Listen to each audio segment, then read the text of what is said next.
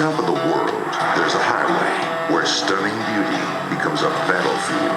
Keeping it safe takes an army, and they don't fight the weather. They wage war. Game on. I don't think there's a record company anywhere in this world that can do what we do. What can go wrong? Anything can go wrong. This ain't a road. It's burning up good. It's a highway through hell. News at 9, here on the Weather Channel.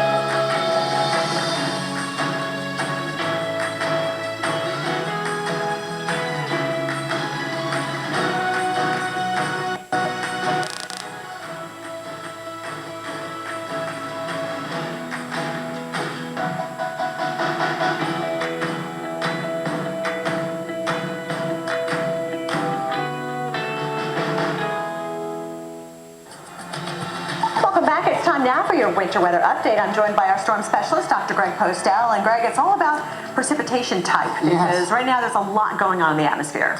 Yeah, there is, and the precipitation type is going to be really hard to narrow down because those zones that are going to support those different types are really narrow. Let's look at the radar and show you exactly what I mean. You got all kinds of colors here. The green is the rain, according to the radar. That would be right in here. And then we have the purples, which is freezing rain, basically rain falling from the sky and then melting on contact. And then the sleet pellets, which is sort of frozen rain drops falling there in pink, and then the snow, of course, in the blue. I think it's going to look like this for several more hours to come. Unfortunately, that may lead to a lot of ice accumulation on a lot of surfaces. Yeah, obviously, freezing rain is the thing we're most, fearful of. It can accumulate on the tree line, on the tree branches, and the power lines, and lose our power as well. So snow is okay, rain is okay. It's just that stuff in between you got to worry about. Yeah, and as we look at this forecast of what the radar is going to look like, the area that we're going to watch is this area shaded in pink. That's sort of the ice that this model is forecasting out beginning this evening. Watch what happens. Here's Paducah, Kentucky. They're going to be in it, essentially, for many hours to come, 11:30 tonight. Notice as we head through the morning hours, rush hour all along this whole area. It's going to be very, very difficult, and it really doesn't wind down until about, say, dinner time tomorrow night. So we've got a long duration winter event coming with lots of ice accumulation, I think, and some snow accumulation here as well. In those purple shades, we've got 5 to 8 inches of snow there.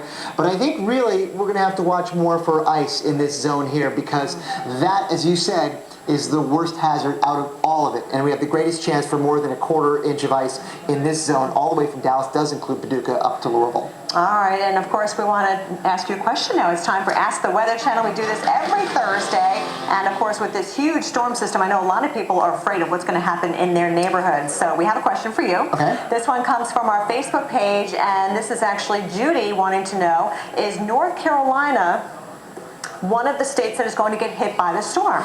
Yeah, it is. Fortunately, Cleon is going to likely bring more rain than anything else to North Carolina between now and, say, early on Saturday. Then there's going to be a break.